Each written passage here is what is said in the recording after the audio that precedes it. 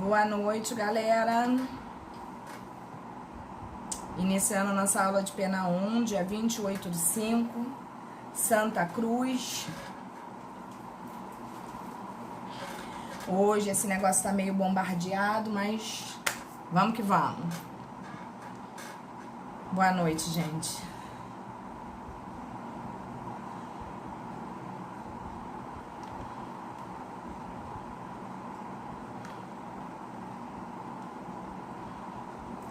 Meu povo, todos me ouvindo bem?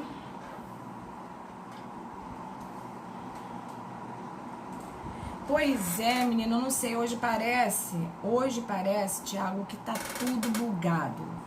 Tudo bugado. O sinal do T-Link tá horrível, o som tá horrível, entendeu? Toda hora cai, a gente tenta entrar, não consegue, tá uma infelicidade, entendeu? Mas vamos tentar fazer com que funcione da melhor maneira possível.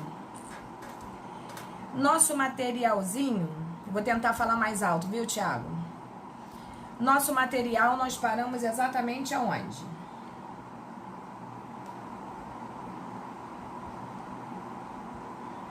Vocês lembram? 37? Beleza.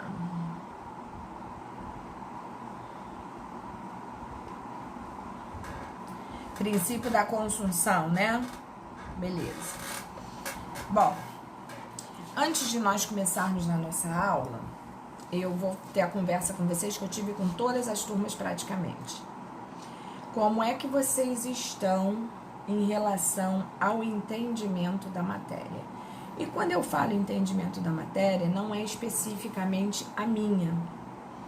Eu falo entendimento de tudo em relação a toda essa situação que a gente está passando. Como é que vocês estão se sentindo? Vocês gostariam de falar alguma coisa? Vocês estão com um grau de dificuldade maior porque a gente fica emocionalmente abalado? Como é que está funcionando isso na cabeça de vocês? Vocês estão achando muito conteúdo? Como é que está fluindo isso na cabeça de vocês?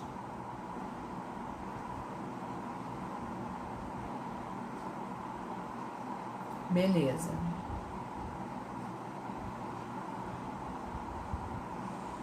Tô observando aí o que tá todo mundo falando, tá? Pode deixar que eu posso não estar respondendo, mas eu tô olhando tudo. Eu também prefiro presencial, confesso que eu também prefiro. Por que eu tô perguntando isso pra vocês? Porque talvez vocês alunos não percebam. Beleza, fico feliz com isso. Fico feliz que vocês prefiram presencial, mas que estão conseguindo acompanhar de uma forma tranquila. É complicado, né, Letícia? E exatamente por isso que eu tô perguntando pelo seguinte. Quando a gente dá aula presencial, a gente tem um contato direto com vocês. Vocês interrompem a aula, vocês fazem perguntas. A aula transcorre mais lentamente, apesar de vocês não perceberem. Aqui não. Aqui a gente vai falando. Há naturalmente menos interrupção. Na sala de aula a gente brinca, a gente descontrai, né? A gente conversa sobre determinados outros assuntos. Vocês dão exemplos de vida, eu também lanço mão de alguns exemplos. Então a coisa parece que flui muito mais naturalmente. E a minha preocupação é exatamente essa. Por quê? Porque quando aqui o professor senta e fica falando, a sensação que dá para o professor, não sei se é a mesma que dá para o aluno, porque eu não estou aí do outro lado, é que a gente fala muito mais, é que a gente despeja muito mais matéria e que talvez a gente não perceba no aluno que ele está recebendo um conteúdo muito mais pesado, muito mais informativo, no sentido não é de saber mais, é muito mais informação no sentido de acúmulo de situações. Por quê? Porque aqui a aula vai direto, né, sem interrupção.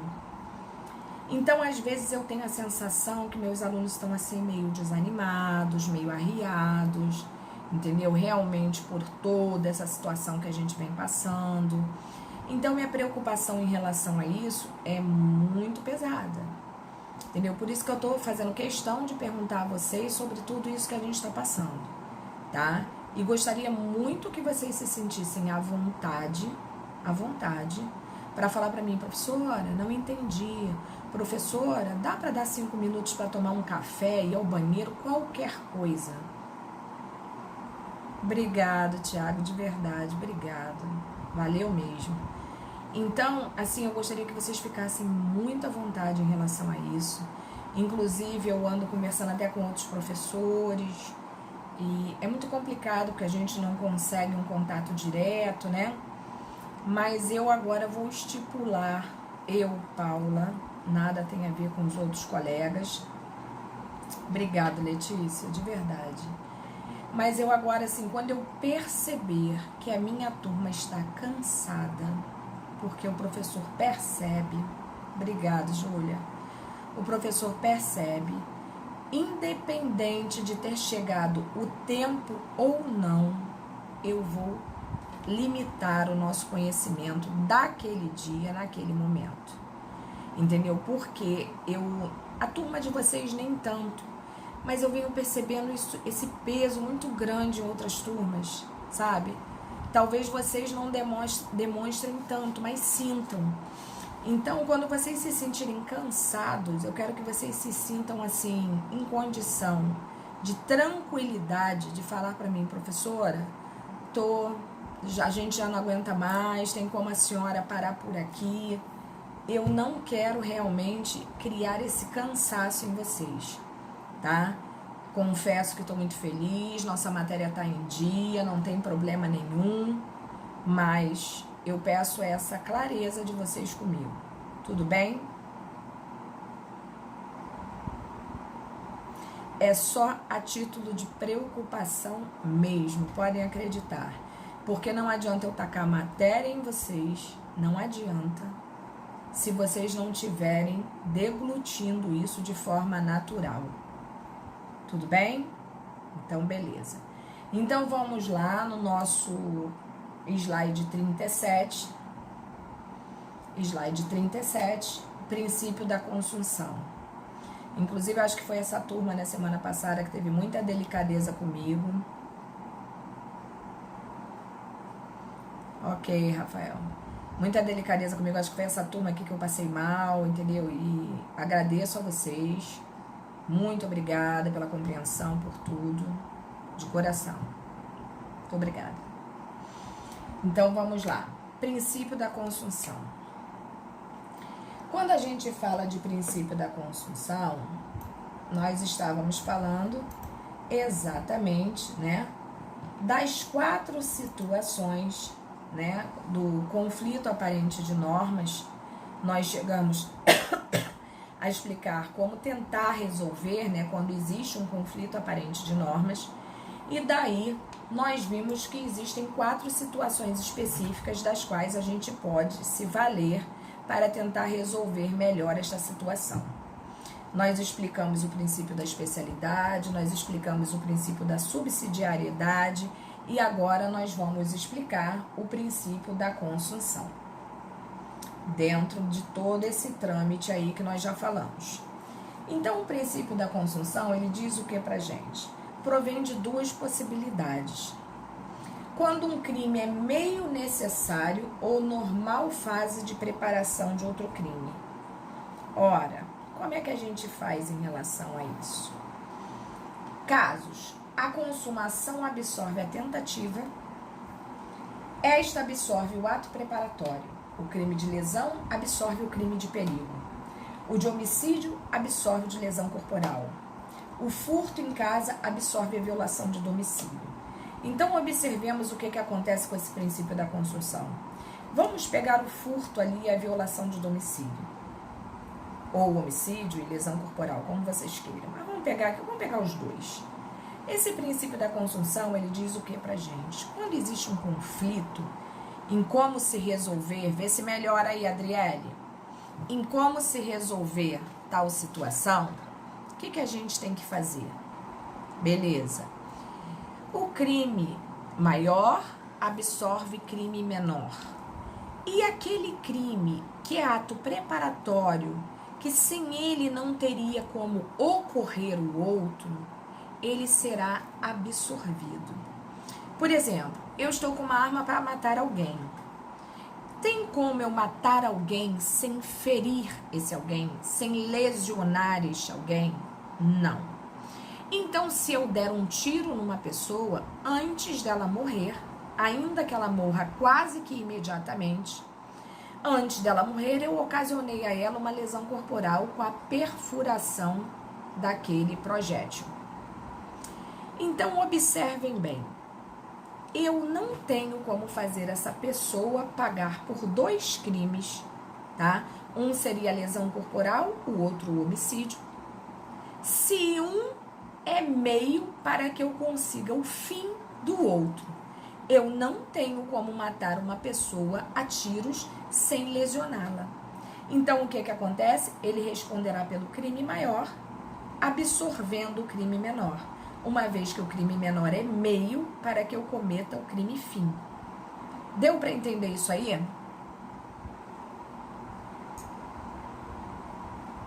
Ok. A mesma coisa aconteceria se fosse, por exemplo, num furto a um imóvel, né? A uma casa. Para que eu furte esse imóvel, obviamente eu tenho que entrar. Eu não tenho como furtar aquele imóvel se eu não entrar para fazê-lo. Então, o que aconteceria? Então, preste atenção, Breno, no que eu tô, na segunda explicação que eu estou dando, porque vai servir para que você entenda com certeza. Quando eu entro para furtar, eu automaticamente já estou praticando outro crime. Qual seria o outro crime? Invasão a domicílio. Porque eu não tenho como furtar aquela casa ali se eu não invadi-la. Qual é o crime maior? É o furto a domicílio, ao imóvel, ou invasão a domicílio? É o furto a domicílio. Mas eu tenho como praticar esse crime sem entrar nele? Não. Então, o que vai acontecer? Eu responderei pelo furto. O crime de furto absorverá o crime de invasão de domicílio. Por quê? Porque o crime de invasão de domicílio foi o meio pelo qual eu tive para praticar o crime fim, que era o furto. Entendeu, Breno?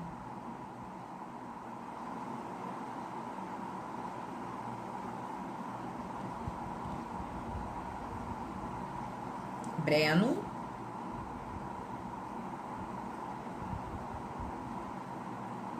Ficou claro para vocês isso, gente? Beleza. Tranquilo. Ok.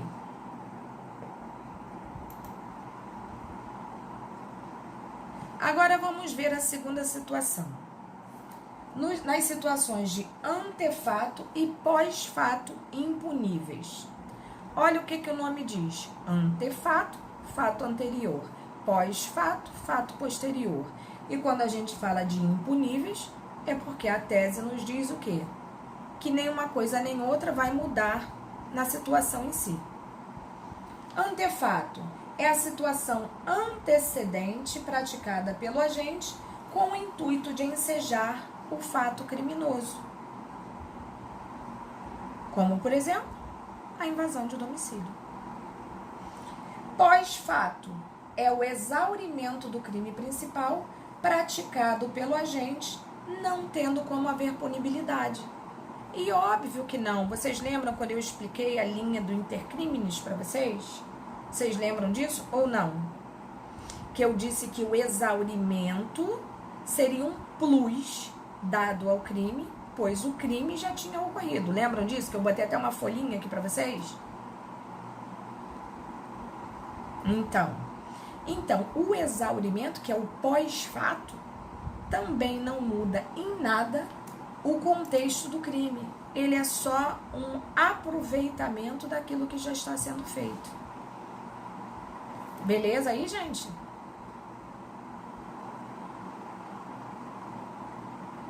Ok.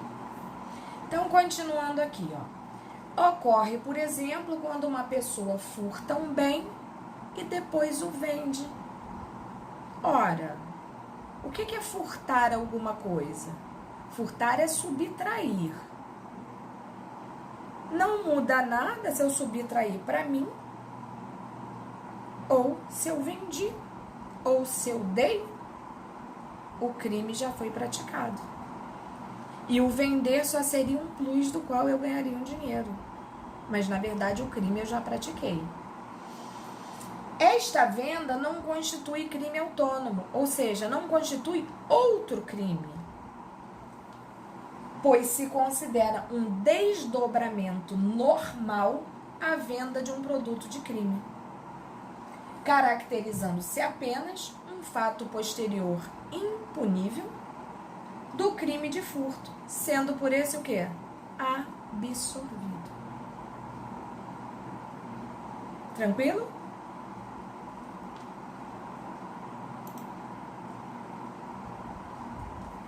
Neste contexto, cumpre ressaltar que os antefatos e pós-fatos não são considerados atos autônomos, tá? É como se eles fossem o quê? Uma junção de todo o conjunto praticado, aptos a tipificarem um novo crime. Ao contrário, devido à política criminal adotada, tais condutas serão absorvidas pelo crime principal, aplicando-se o princípio da absorção ou da consunção, como vocês queiram chamar, beneficiando-se assim o réu ao isentá-lo de uma responsabilidade da qual, muito sinceramente, ele não teria como praticar tal ato se não tivesse feito tanto o anterior quanto o posterior. O posterior nem tanto, né? O posterior é só um plus, como a venda do bem. Mas no caso do antefato, não há o que se falar, será realmente absorvido e não tem jeito. Beleza aí, galera?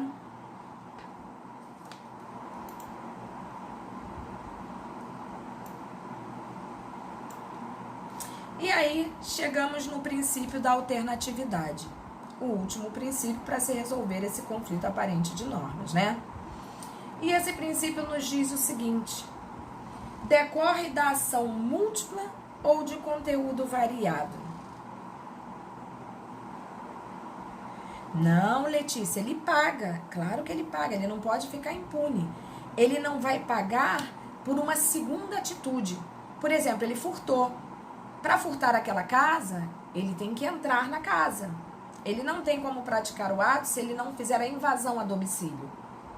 Ele será punido pelo crime de furto, mas o crime de invasão a domicílio será absorvido pelo de furto, por se tratar de um crime maior, e por esse antefato ser um ato preparatório sem o qual, se ele não pratica, ele não tem como furtar. Porque, em verdade, na cabeça desse agente, ele não queria invadir um domicílio, ele queria furtar o imóvel. Entendeu, Letícia?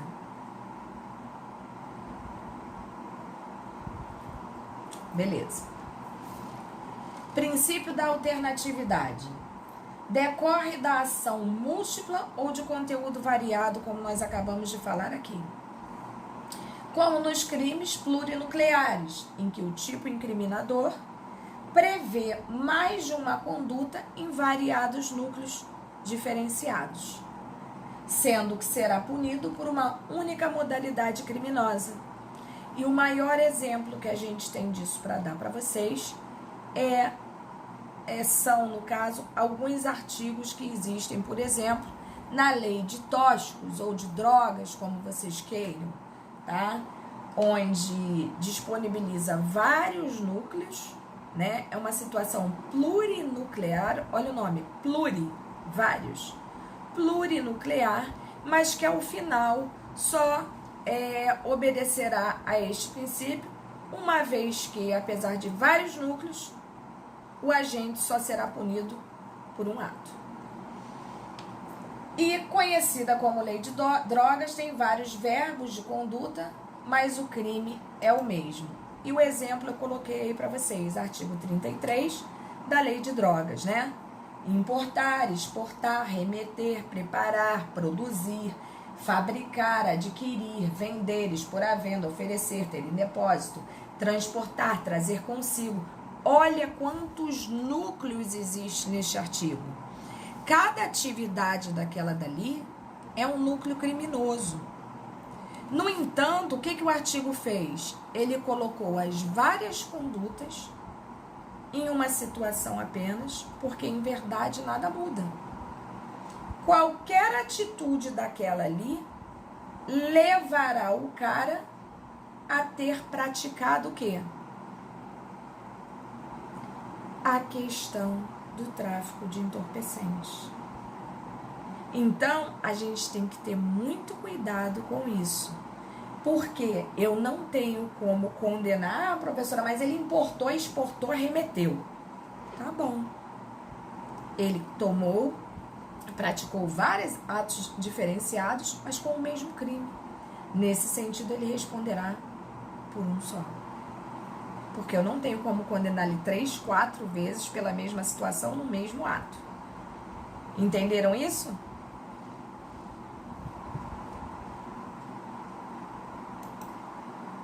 Beleza.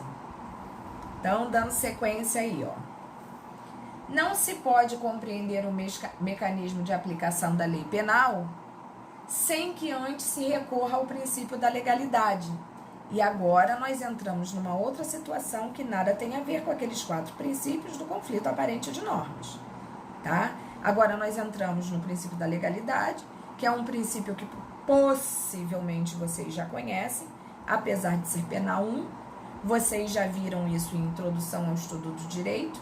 Vocês já viram isso, não sei nem se vocês já fizeram, mas quem já fez já viu em Constitucional, já viu em Administrativo, já viu, às vezes, alguns professores comentam em Direito Civil, né? Então, são várias áreas do direito que se pronunciam em relação ao princípio da legalidade. Esse princípio da legalidade, eu nem vou ler muito o que está ali não, porque só vou fazer uma pergunta antes. Vocês já ouviram falar em princípio da legalidade ou não? Porque aí, de acordo com o que vocês me falarem, eu estendo mais ou eu encurto mais. Sim? Tá, beleza. Então, o que eu vou fazer? A Letícia não ouviu. Tá, então eu vou explicar a vocês, para aqueles que ouviram relembrar e para aqueles que não ouviram aprender. Ah, maravilhoso. Ok, Adriele. Então prestem atenção no que eu vou falar para vocês. Vou tentar repassar todos esses quadros aí de princípio da legalidade, explicando a vocês exatamente o que ele quer dizer, tá? Que eu explicitei aí de maneira bem dissecada, mas eu consigo muito rapidamente passar todos os quadros de princípio da legalidade para vocês em pouquíssimas palavras. Vamos lá, vou tentar fazer isso. O princípio da legalidade, ele se baseia única e exclusivamente o quê? No amparo à lei. Como o nome diz, legalidade. Então, neste sentido, o princípio da legalidade nada mais natural do que ele observar a aplicação daquilo que está na norma. No nosso caso, norma penal, tá? Mas como eu já disse para vocês, em vários ramos do direito, ele se enquadra a um contexto idêntico, porque ele segue os mesmos trâmites, só que de maneira diferenciada, por características diferenciadas também. Então, esse princípio da legalidade, eu diria para vocês que além dele estar incerto, né, inserido, vamos dizer assim, na Constituição da República do nosso país, ele também encontra-se no nosso Código Penal em seu artigo 1º. Eu diria para vocês que a maior parte dos códigos penais do mundo, vocês encontrarão o princípio da legalidade em seu artigo 1º. Que esse princípio da legalidade, o que ele nos diz? Não há crime sem lei anterior que o defina, nem pena sem prévia cominação legal. É isso que vem dizendo. Então, quando a gente fala isso, que não há lei, não há crime sem lei anterior que o defina, o que a gente está querendo dizer com isso? Eu fumo. Antes de existir essa legislação aí proibindo nós fumantes de fumarmos em ambiente fechado, né, onde outras pessoas transitam, faço eu a pergunta para vocês. Eu poderia fumar onde eu quisesse? Poderia.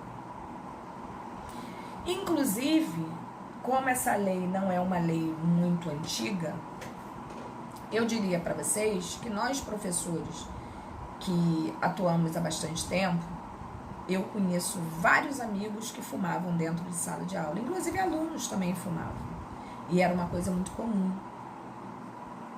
Eu nunca fumei, porque eu sempre achei que era um incômodo numa sala de aula uma pessoa fumar enquanto várias não fumavam. Então, eu tive bom senso? Ah tá, eu tive bom senso, mas só bom senso. Porque se eu quisesse ter fumado, eu não estaria praticando nenhum crime. Eu não estaria contrariando a lei em nenhum momento, porque não existia uma lei que definisse aquela atitude, aquela conduta como criminosa. Agora, a partir do momento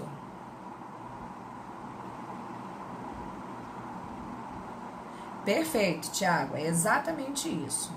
A partir do momento que existe uma lei da qual eu tenha que obedecer, aí sim a conduta praticada por mim será observada de maneira diferenciada, tá? E é isso que diz ali o nosso artigo 1º do Código Penal, bem como o inciso 39, artigo 5º da Constituição, tá? Que não há crime sem lei anterior que defina tal atitude como crime. Até aqui, todos entenderam? Beleza. Vamos dar sequência, então, ao nosso entendimento.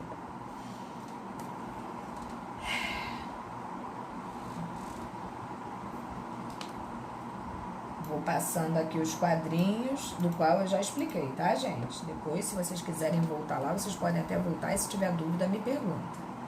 Então, gente, como tá aqui no nosso quadrinho 46, exemplificando de maneira simplória, Lucas bebe bebida alcoólica, ingere bebida alcoólica, e este fato por si só não pode ser considerado o quê? Criminoso, porque não existe uma lei que proíba alguém beber, não é verdade? Mas, tendo em vista que as leis brasileiras não estabelecem tal conduta criminosa, Lucas não praticou crime. Ocorre que se no dia seguinte o Poder Legislativo edita uma lei criminalizando tal conduta, ainda assim Lucas não terá praticado ato criminoso algum, porque a lei só passou a existir posteriormente, tá? E que fique claro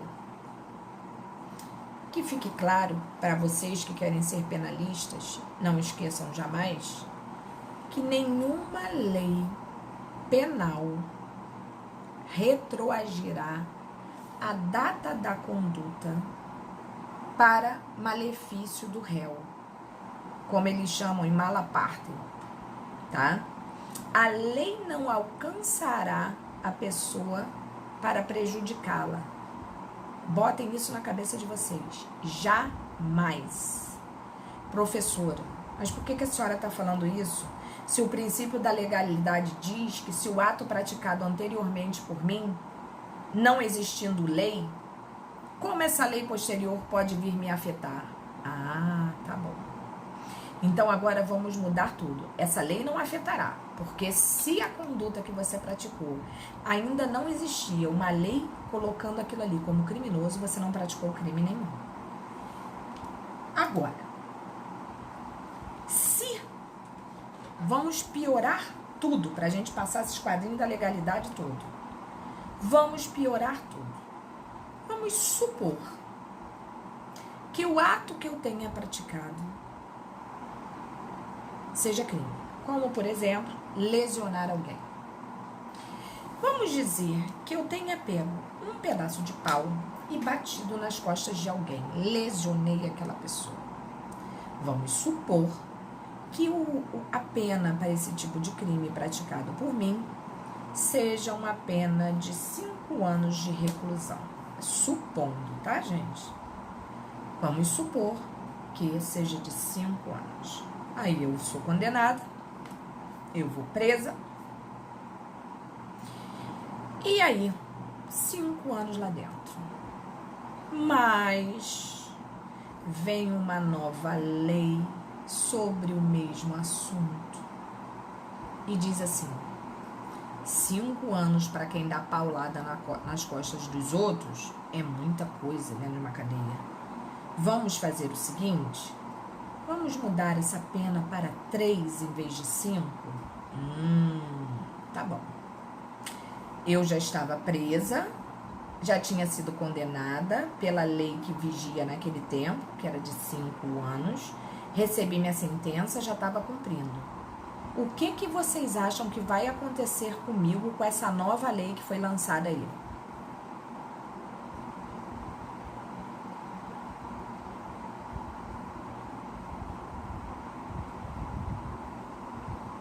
Nada?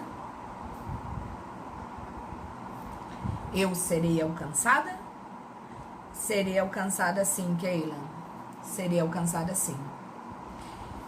Essa lei retroagirá ao tempo da minha condenação e em vez de 5, eu cumprirei 3.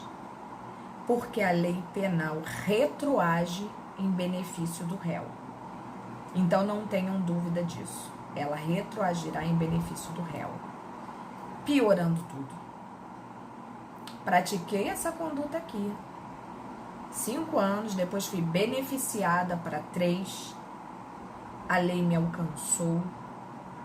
Agora, vamos supor que passado 1 mês, isso aí, Keila, passado 1 mês, depois que minha pena caiu para 3, o legislativo chega à triste condição de achar que paulada nas costas dos outros é injusto uma pessoa ir parar dentro de uma penitenciária.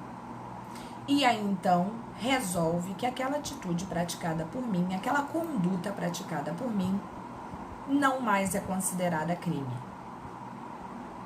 O que acontecerá comigo? Ou não acontecerá nada, uma vez que quando eu fui condenada, eu pratiquei o crime, naquele período a lei já existia. Eu ficarei com os 3 anos. Acontecerá alguma coisa comigo ou não?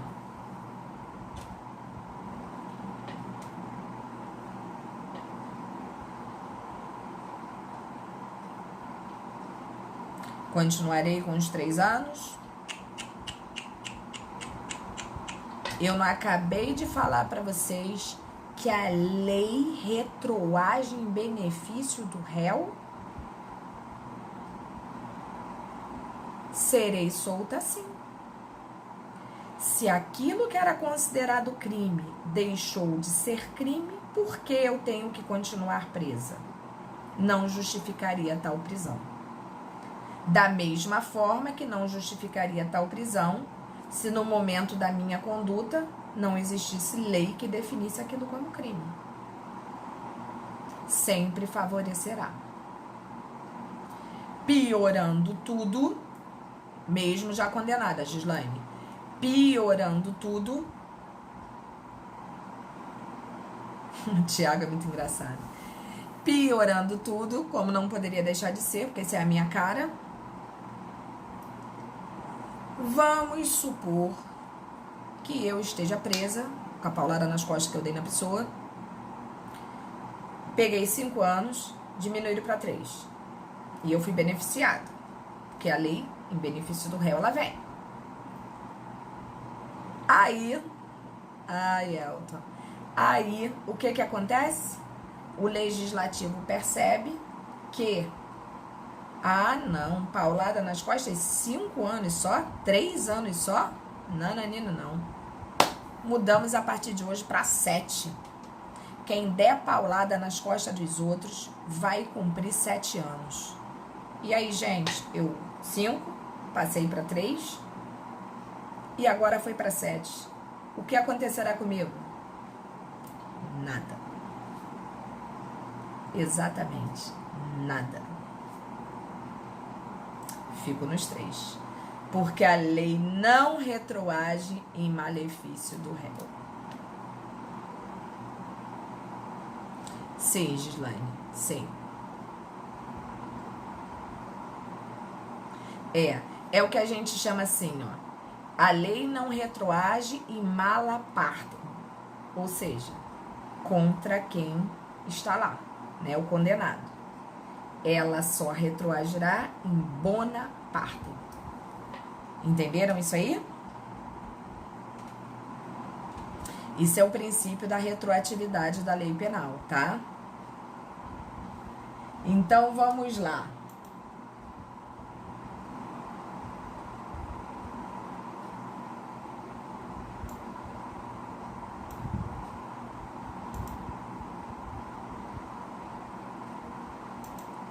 Até aqui foi?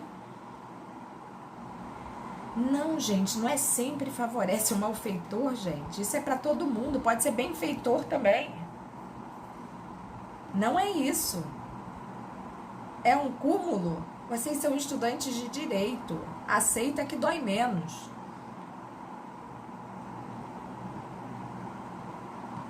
Ah, Keila, mas se o cara cometeu uma coisa muito grave, é claro que ninguém vai deixar de punir, né? Uma coisa muito grave.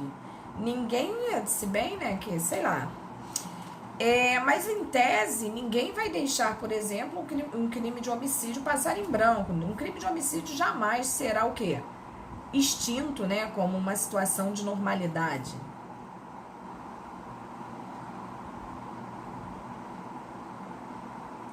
Todo mundo, Adriele, pode ser preso várias vezes, entendeu? Se ele foi absolvido, como você falou, e ele praticar um novo crime, pode, claro que pode. Claro que pode. Entendeu? Claro que pode.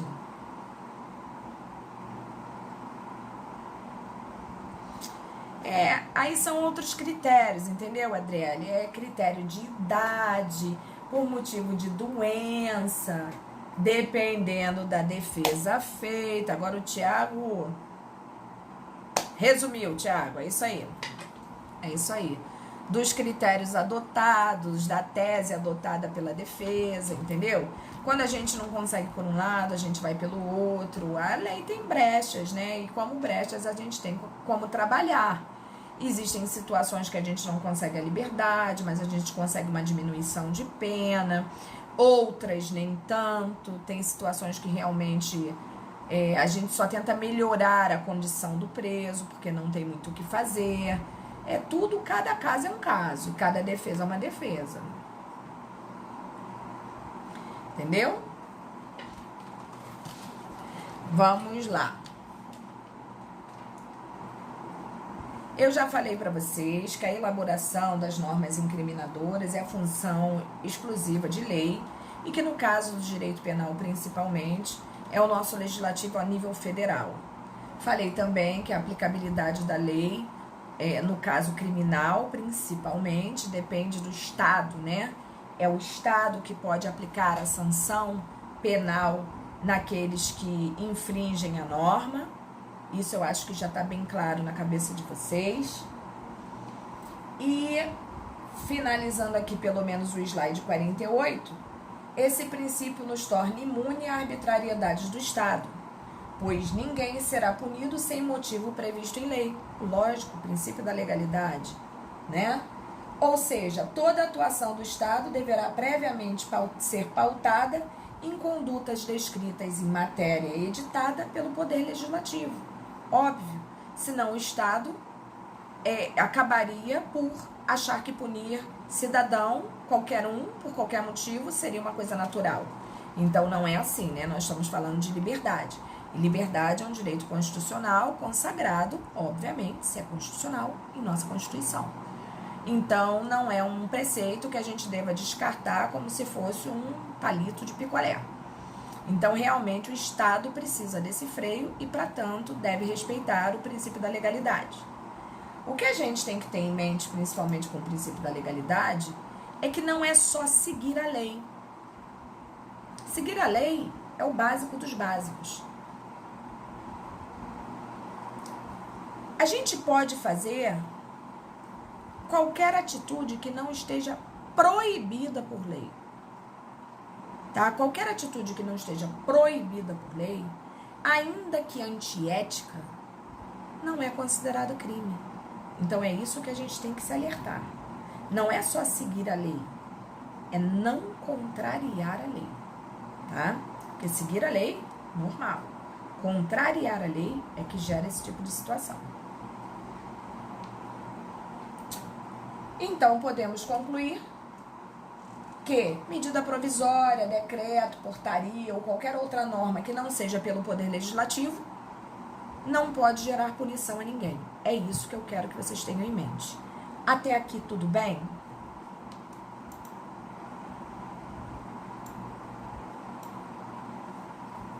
Beleza. Então, vamos ver aqui, ó.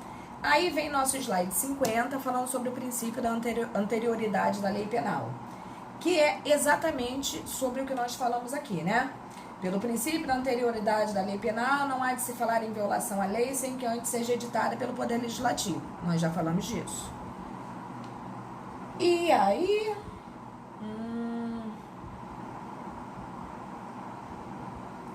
falamos disso também. Aí o slide 51 fala da irretroatividade da lei penal. Falamos disso também, que ela só retroagirá em benefício do réu, em malefício jamais, tá? Olha aí o inciso 40 do artigo 5º, tá? Da Constituição. A lei penal não retroagirá salvo para beneficiar o réu. Não esqueçam mais disso. Prova da OAB adora isso. E aí,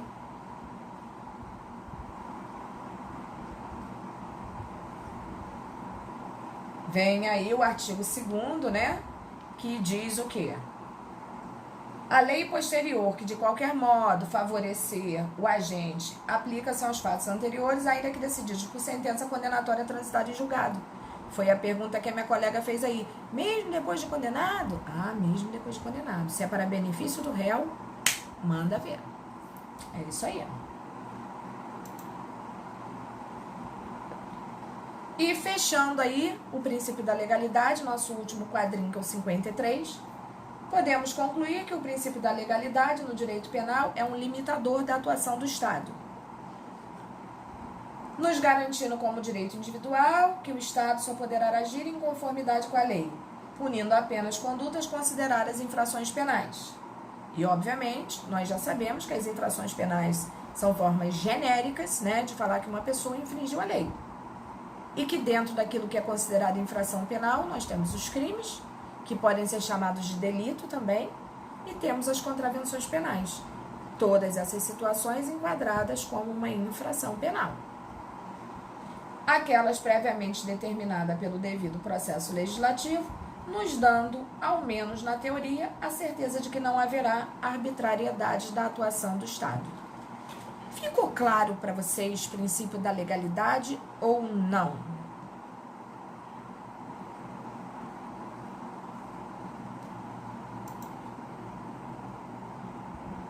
Beleza.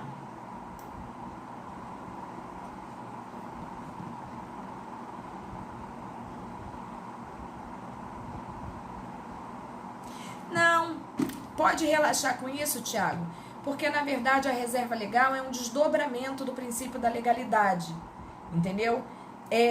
Relaxa em relação a isso, porque eu diria para você que em tese é como se fosse assim uma situação intrínseca ao princípio da legalidade, entendeu? A reserva legal está intrínseca à legalidade, não é pegadinha não, pode levar a sério isso daí.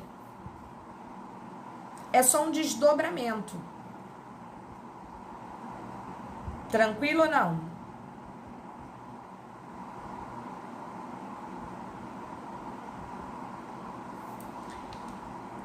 Qual é o slidezinho? Fala pra mim, Thiago, que eu volto lá pra você, que pelo jeito não tá tranquilo.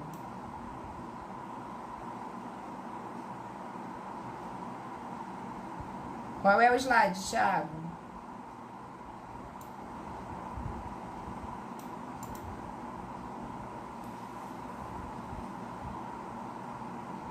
Perfeito, perfeito. É isso aí.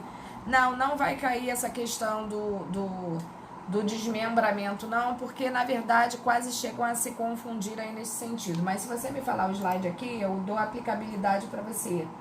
Que aí eu dou a explicação que você necessita. Só me achar aqui.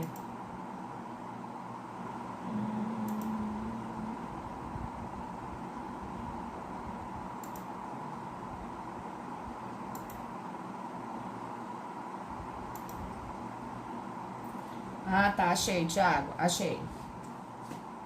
47 aí, né? O princípio da reserva legal é um desdobramento, como eu falei pra você, do princípio da legalidade, entendeu? É quase como uma conjunção de fatores no mesmo sentido, onde se estabelece que somente a lei em sentido estrito, ou seja, elaborada diretamente pelo Poder Legislativo, sendo ela lei ordinária ou até mesmo uma lei complementar. Por que uma lei ordinária e uma lei complementar? Porque, na verdade, se você pegar a nossa Constituição, ela é efeito de um corpo legislativo e, no entanto, aceita-se aí uma emenda constitucional. Aceita ou não se aceita, Thiago?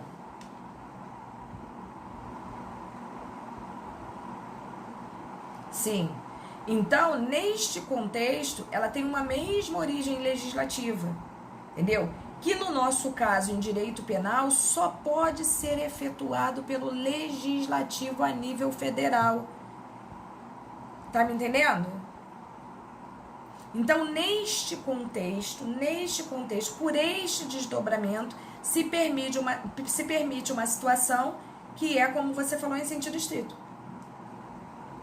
Ah, Tiago, com certeza, com certeza. Isso daí você não precisa nem ter dúvida. Não precisa nem ter dúvida. Nem se permitiria. Tá bom? Seria, eu diria pra você, uma inconstitucionalidade, uma arbitrariedade. E aí, podemos seguir ou ainda não, gente?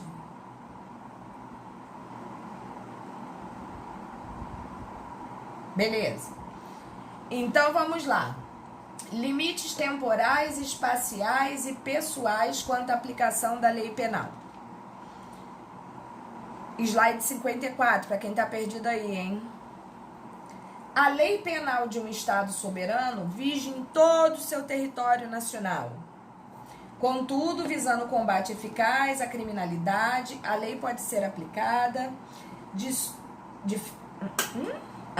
fora de suas fronteiras, ou até mesmo lei de outros estados podem atuar dentro do país. Mais ou menos. Por isso, são necessárias limitações para definir qual lei será aplicada, dependendo da hipótese de acordo com alguns princípios. Gente, nós temos um país. Eu adoraria poder desenhar o Brasil para vocês agora, para vocês poderem entender. O Brasil é um estado soberano, assim como a Itália, Estados Unidos. Tiago, é verdade. Assim como a Itália, Estados Unidos e tantos outros países que a gente conhece. Todos eles devem ser respeitados, cada um no seu quadrado, ninguém intervindo de lá para cá, nem daqui para lá, tá? Todos nós somos estados soberanos. Então, em tese, a lei do nosso país, ela existe e comanda todo o nosso país. E eu tô falando do Brasil, todo o Brasil é regido por uma mesma lei, diferentemente, às vezes, do que a gente vê, por exemplo, nos Estados Unidos, em que cada estado, né, tem uma lei específica de acordo com os costumes que lá são inseridos e respeitados.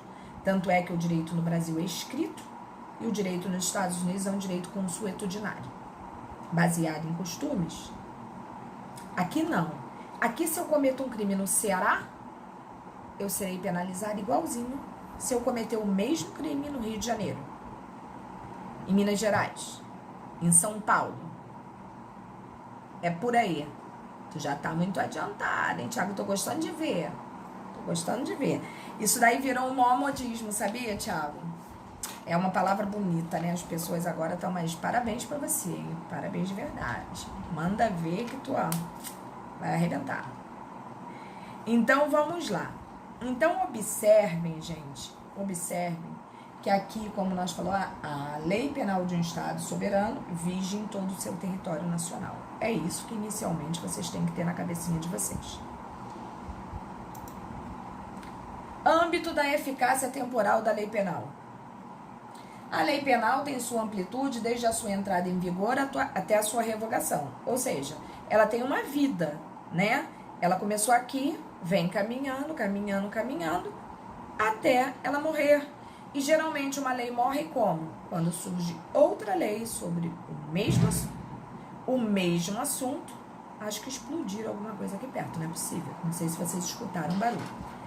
Mas continuando. A lei penal, ela tem uma vida, é sério, uma vida, e quando ela chega ao final dessa vida, ela morre, porque uma outra lei idêntica àquela, com algumas modificações, mas que valorava o mesmo tipo de assunto, vem e faz o quê? Comi você, e a partir de agora sou eu que existo, tá? Então, toda lei tem uma vida. Portanto, a lei penal também pode ser estudada em relação ao tempo, ao espaço e às funções exercidas por certas e determinadas pessoas. E quando eu falo função, eu não estou me referindo à pessoa em si. Eu sou Paula Regina, professora de vocês, estou investida da função de poder exercitar o que é aqui para vocês. O conhecimento, eu tenho a investidura de professora para poder estar agindo dessa maneira. Se eu não tivesse, eu jamais poderia. No entanto, esse poder que me é dado como professora, ele não é um poder que me conceda muitos benefícios naquele sentido que eu estou colocando ali para vocês. Quando a gente fala as funções exercidas por certas e determinadas pessoas, a gente está falando que certas funções investem as pessoas de certos poderes especiais. Quando a gente ouve falar imunidade parlamentar, até onde isso vai, né? Fato é que os parlamentares têm uma imunidade da qual eu não possuo, da qual vocês não possuem. Por quê? Não é o João, o Joaquim, o Manelzinho e a Maria. É a função da qual ele está investido. Tranquilo?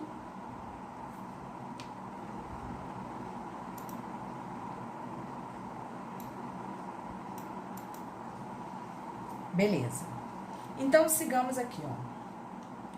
Segundo o professor Damásio de Jesus, a lei não tem eficácia universal e permanente. Não tem mesmo, né? Não vige em todo mundo, nem é eterna. No caso da nossa, ela vai vigir aqui no nosso país. Ela não vai vigir no mundo inteiro. E nem vai ser eterna. Porque a sociedade necessita de mudanças o tempo todo na nossa lei. A lei tem que se adequar às necessidades sociais e aos fins a elas impostos. Não é isso? Então, ela não cabe para o mundo todo, bem como ela não tem eternidade. A lei penal rege condutas dentro de um espaço até onde um Estado manifesta seu poder. No caso do Brasil, onde o Estado manifesta seu poder? No espaço territorial. Nosso espaço de terra, que é o nosso Brasil, dividido em tantos estados, então nosso espaço está aí. Embora exista preceito constitucional afirmando que todos são iguais perante a lei, há certas funções exercidas por determinadas pessoas que lhe concedem certos privilégios. Porém, não em relação à pessoa, como eu falei para vocês, mas a função que ela está investida.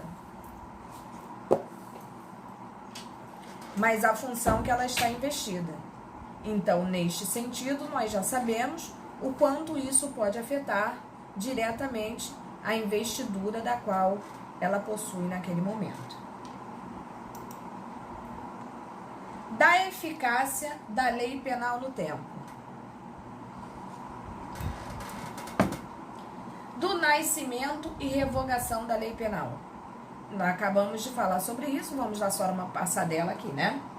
Como já dito acima, conforme o professor Damásio de Jesus e a professora Paula, A lei penal, como todas as demais, não é eterna, ou seja, nasce, vive e morre, como todos nós. Nada é eterno, nem uma planta, nem um cachorro, nem uma pessoa, porque a lei seria, né?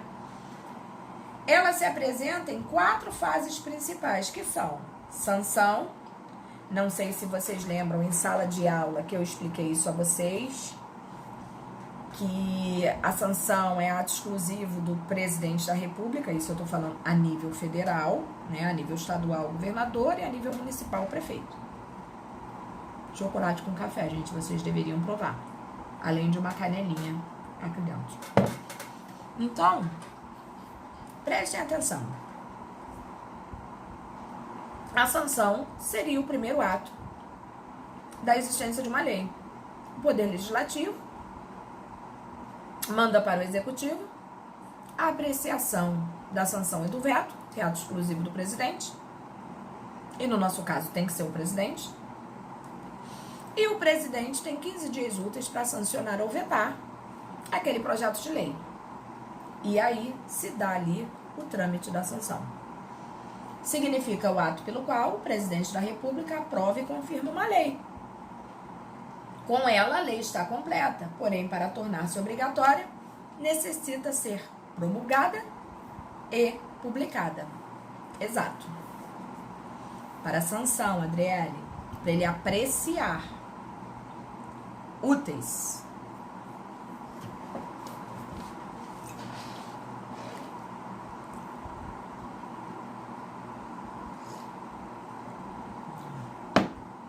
Não, ele tem esse tempo, né? Por quê? Qual é a dúvida? Nada impede ele de decidir antes não, viu, Adriane?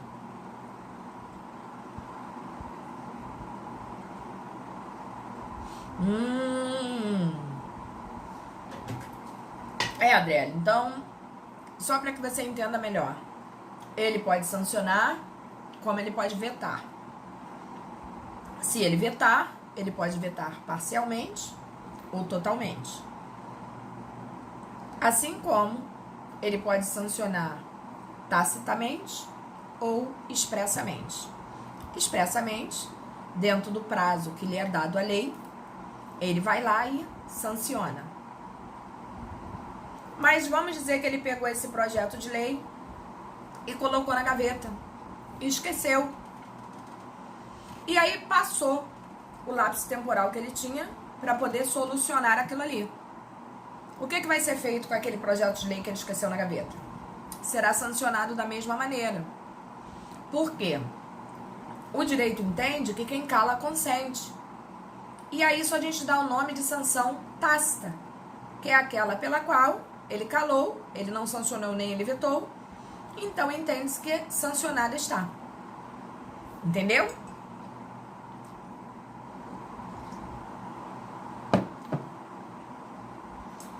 Então vamos lá, dando continuidade aqui. Promulgação significa o ato pelo qual se atesta a existência da lei e se determina a todos que a observem. Aqui eles já estão ligando um alerta para você, ó. Existe, hein, gente? Presta atenção, hein? Tem a finalidade de conferir o caráter de autenticidade da lei. É como um selo. E aí vem a publicação. Significa o ato pelo qual se torna conhecida de todos, impondo a sua obrigatoriedade. Olha só, eu não só existo, não. Vou passar a funcionar. A partir do momento da publicação, torno público o ato. Todo mundo já me conhece. E aí o legal é que na data da publicação, ou vencido o prazo da vacatio legis, ou outro determinado, inicia-se a vigência da lei. E assim prossegue até que deixe de vigorar pela revogação, até que outra venha e a revogue. E a vacatio legis nada mais é do que esse tempo existente, né? Que a lei tem que passar para que ela venha o quê? A existir naturalmente. Tranquilo, gente? Deu para pegar? Sim? Beleza. E como ato último, vem o raio da revogação, que depois desse trabalho todo, né, é a expressão genérica que traduz a ideia de cessação da existência de regra obrigatória em virtude de manifestação, nesse sentido, do poder competente. A revogação pode ser parcial ou total. A parcial conhecida como derrogação e a total como aberrogação. Depois de todo esse trabalho que a lei dá, ela resolve morrer. Vai entender, né? Mas é assim que funciona, gente. É assim que funciona. A lei, entretanto, ainda pode ter vigência temporária, que vocês vão reconhecer muito facilmente agora. Artigo 2º, caput, da Lei de Introdução ao Código Civil. Também chamada de intermitentes, que são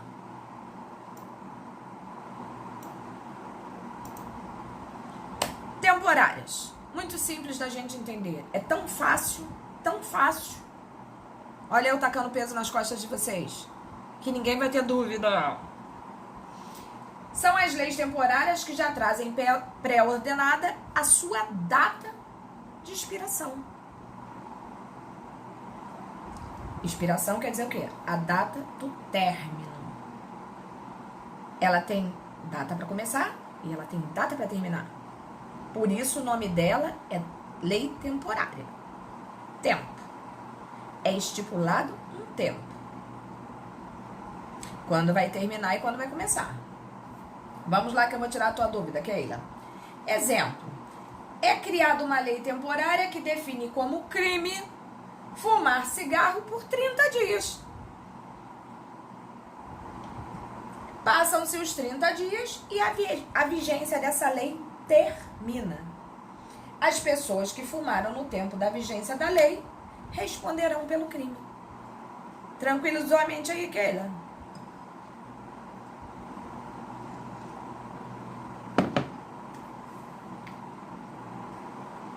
Me responde. Keila, é assim. Eu posso decretar, né, a situação de uma lei temporária. Entendi. Caput. Caput é aquilo que está no artigo mesmo. Tipo assim, artigo 121, matar alguém. O matar alguém é o caput. Adriele, muito boa a tua pergunta, apesar de nesse momento você pode estar até achando que não. Mas é muito boa a tua pergunta, sabe por quê? Porque muita gente fica com vergonha de fazer esse tipo de pergunta e acaba ficando com a dúvida. E se a gente não tiver quem tire essas dúvidas nossas, é um problema depois até pra gente estudar. Porque a gente não sabe o que é caput, que diabo de caput é esse, né? Então, muito boa a tua pergunta. Verdade, Adriana. Então, vamos lá. Aí dentro dessas leis que a gente chama aí de... Eita, travou aqui, peraí. Temporária, intermitentes, né? Dê o nome que quiser, né? Nós temos aquelas que são consideradas excepcionais, que também são formas de lei temporária. Mas olha como é que elas funcionam. Eu falei da do cigarro, que eu posso colocar que 30 dias, ou seja, o início é hoje, deu 30 dias, terminou o prazo de existência daquela situação ali. Por isso ela é temporária. Agora, olha a questão das excepcionais, como ela pode ser diferenciada.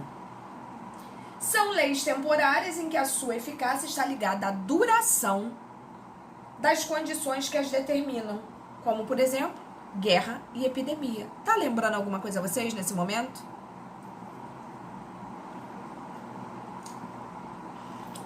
Está lembrando alguma coisa a vocês?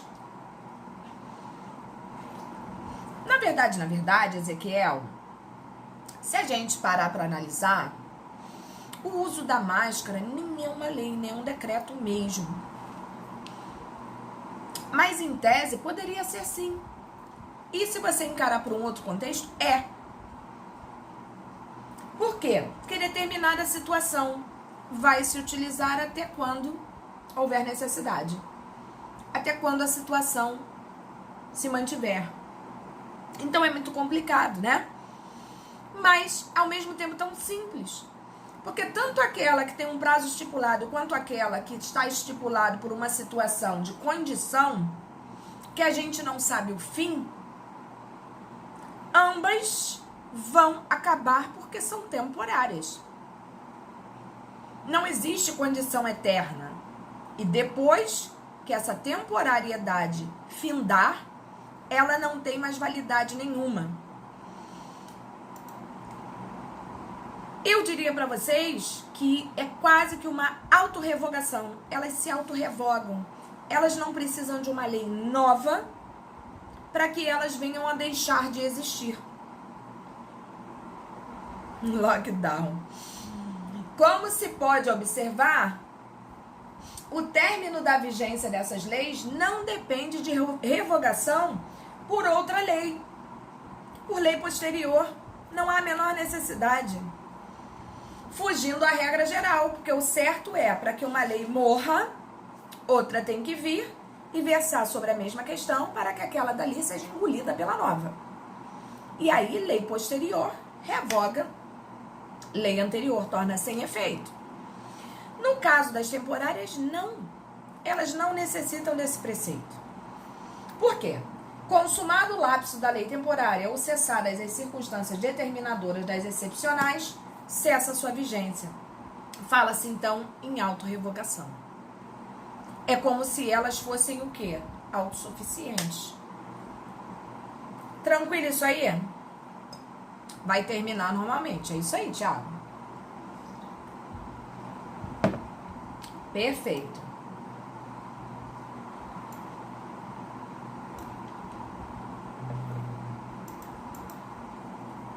Bom, aí vem a questão da eficácia das leis penais temporárias e excepcionais. A questão da ultratividade, né? Não podia ser simples, né? As coisas parecem que estão enlouquecidas, né? Vamos complicar tudo. Então vamos criar uma situação qualquer. Ah, é, Keila? Que bom, né, Keila? É bom quando a gente se identifica, né? Já ouviu uma coisa e parece que fica mais fácil, né? É muito bom. Muito bom. Que bom. Então, vamos lá. Conceito de ultratividade. É o caso das leis que continuam a serem aplicadas aos fatos praticados durante a sua vigência, mesmo depois da autorrevogação. Se ligaram nisso aí? Leiam e me digam. É o caso das leis que continuam a serem aplicadas aos fatos praticados durante a sua vigência, mesmo depois de autorrevogadas. Caramba, como é isso? Como é que uma lei deixa de existir, ela se autorrevoga e a pessoa ainda vai ser apenada pelo ato praticado se ela não existe mais? Aí eu faço a pergunta a vocês. E qual seria a função de existir uma lei que tem um prazo determinado, você sabe que não deve praticar aquele ato naquele determinado espaço de tempo, você pratica e quando ela se autorrevoga, aí você tá livre? Epa. Você não sabia que você tinha que seguir aquilo ali certinho? Sabia sim. O que justificaria, então, eu criar uma lei para uma situação da qual você descumpriu e hoje você tá... Vocês acham justo isso?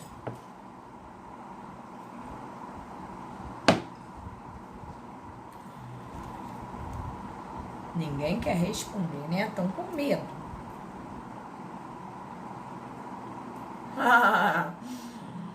Vamos seguir aqui, ó. Conforme já dito acima, não entendeu? Take it easy. Take it easy. Ai, meu Deus do céu. Vamos lá. Vou dar explicação pra vocês aqui. Vamos seguir aqui no slidezinho que vai ter explicação pra vocês. Vamos lá. Conforme já dito acima, adoro isso, gente. A lei excepcional é revogada pela cessação das circunstâncias que a determinaram. Ela não é lei temporária? É. Então, se o tempo terminou e a condição terminou, ela se autorrevoga. Nos dois casos, temos autorrevogação de lei. Isso vocês já entenderam. E qual a razão da ultratividade dessas leis? Por que ela se autorrevogou e seus efeitos continuam? Essa é a pergunta. Aí vem esse bichinho que eu coloquei pra vocês, essa interrogação com cara de louca aí, ó.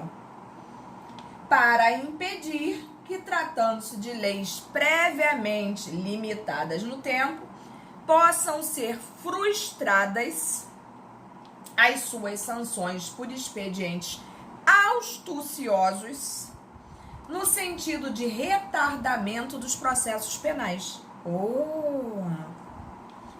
O artigo 3º do Código Penal não é inconstitucional, em face do artigo 5º, 40 da Constituição Federal, que prescreve a retroatividade benéfica. Não confundam. Faço eu a pergunta a vocês. Por que eu criaria uma lei temporária, da qual gera uma punição se você agir arbitrariamente? Aí você, sabendo que ela perde o efeito daqui a 30 dias, aí você fala assim, do jeito que o processo no Brasil demora, quando ela perder seu efeito daqui a 30 dias, nem tempo de ser processada eu terei.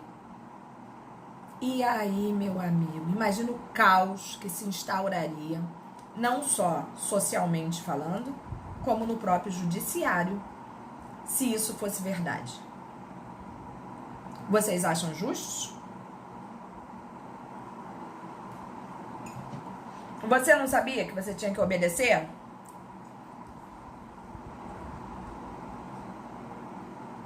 Então essa é uma exceção existente, a questão da ultratividade da lei, ainda que ela não tenha mais efeito, vigorando naquele período ali, mas no período em que você praticou o ato, ela era considerada uma lei temporária e, portanto, ela tinha que ser seguida. Não é você, nem eu, nem ninguém que tem que agir de má fé, achando que, pelo fato dela se autorrevogar, você não mais responderá pelo ato praticado. Seria um abuso. E tornaria a lei sem efeito nenhum. Não é isso? Deu para vocês entenderem agora? Ou ainda não? Deu? Beleza. Beleza. Então vamos lá com a resposta aqui, diferenciada, do professor Damásio de Jesus, que é uma criatura que deve ser respeitada por todos, porque é um clássico, e um clássico assim a nível master, tá? Ainda que às vezes a minha humilde opinião discorde da dele, entendeu? Porque às vezes a gente tem umas discordâncias aí, mas não desmerece nem a ele nem a mim, uma vez que no direito é isso mesmo, né? Cada um tem o seu entendimento, desde que fundamentado em base legal, né? Se assim não fosse, o direito não teria para um mesmo assunto diversas vertentes. Mas a gente não pode nem desprezar a vertente alheia, nem esquecer da nossa, né, gente? Porque a gente tem que ter uma opinião formada sobre determinado assunto, me perdoe, sobre determinado assunto, respeitando sempre os caminhos diferentes daquele que o outro traça, desde que seja com base legal. Então, olha só, o professor Damásio de Jesus é da opinião que este princípio da retroatividade da lei mais benéfica não é aplicável às leis temporárias e excepcionais, pelo seguinte motivo. E eu tô com ele. Porque se assim não fosse, seria uma lei completamente sem efeito. Se o criminoso soubesse antecipadamente que estivessem destinadas a desaparecer após certo tempo, né, até certo lapso temporal, perdendo a sua eficácia, lançaria a mão de todos os meios para iludir a sanção. principalmente quando iminente o término de sua vigência, pelo decurso de seu período de duração ou de suas circunstâncias determinadoras, ou seja, ou o prazo ou a condição que impõe a lei temporária. Também, se a lei temporária não tivesse eficácia após decurso do lapso temporal pré-fixado, né? Todos os que tivessem desobedecido a sua norma nos últimos dias de vigência ficariam impunes. Olha que bagunça. Pois não haveria tempo para o processamento das ações penais antes da autorrevogação. Por esse motivo, gente, é que é uma exceção a esta situação, não sendo entendido por uma maioria, uma corrente majoritária, não sendo entendido como inconstitucionalidade a questão da irretroatividade da lei penal. Deu para entender isso aí, galera?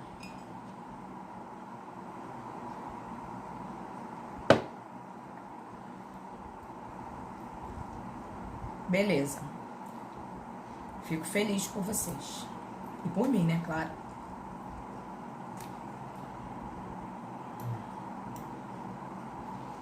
Bom.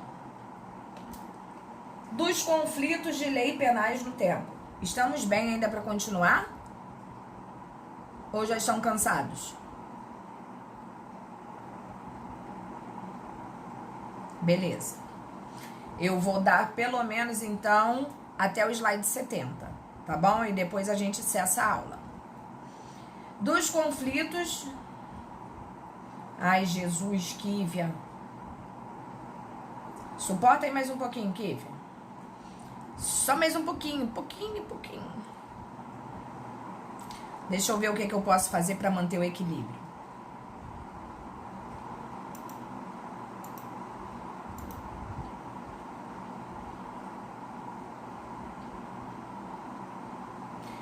Kívia, vocês conseguiriam até o 70? São mais 5 slides só. Ou ficaria pesado? Beleza, não vai doer, eu prometo. No 70 eu paro. Então vamos lá. Dos conflitos de leis penais no tempo.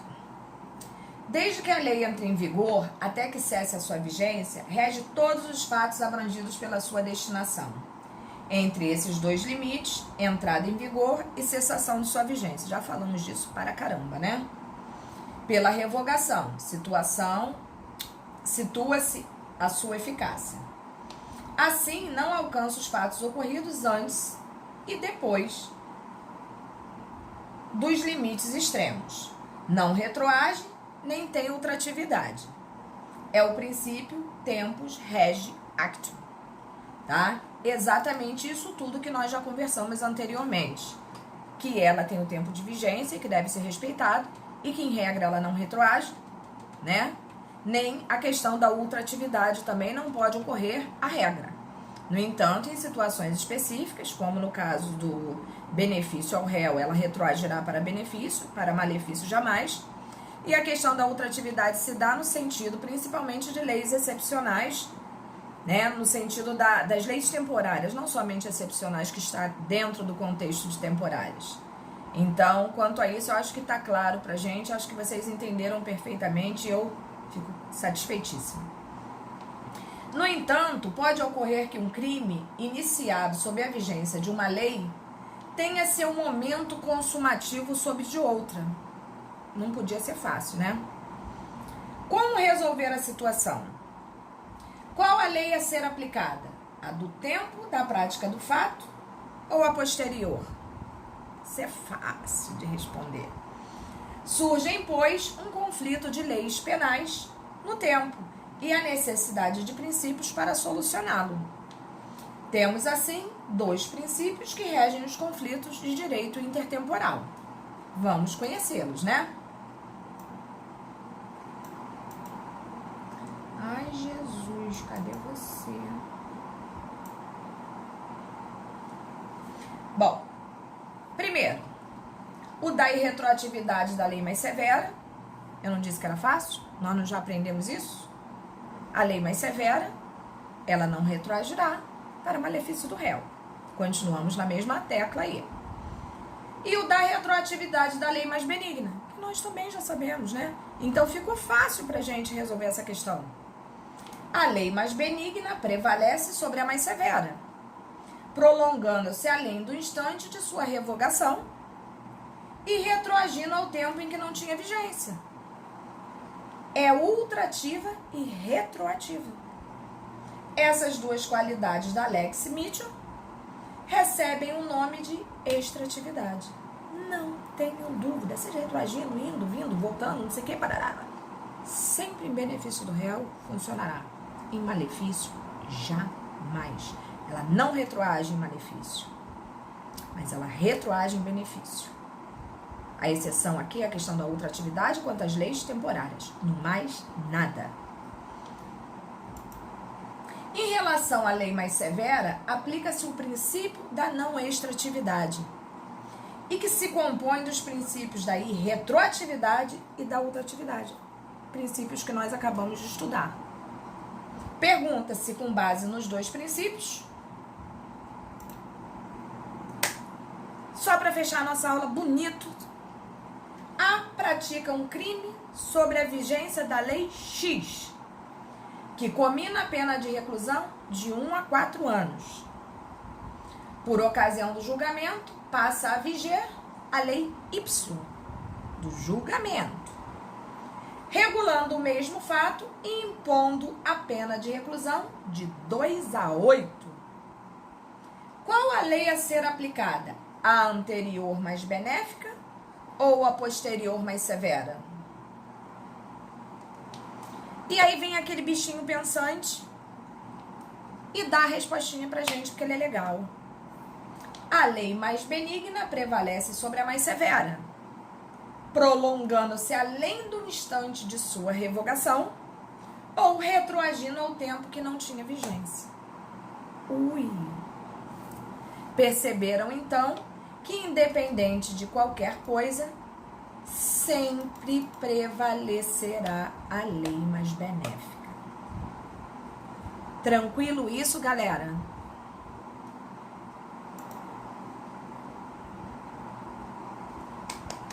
Parabéns pra vocês, de verdade. Tô, assim, apaixonada hoje.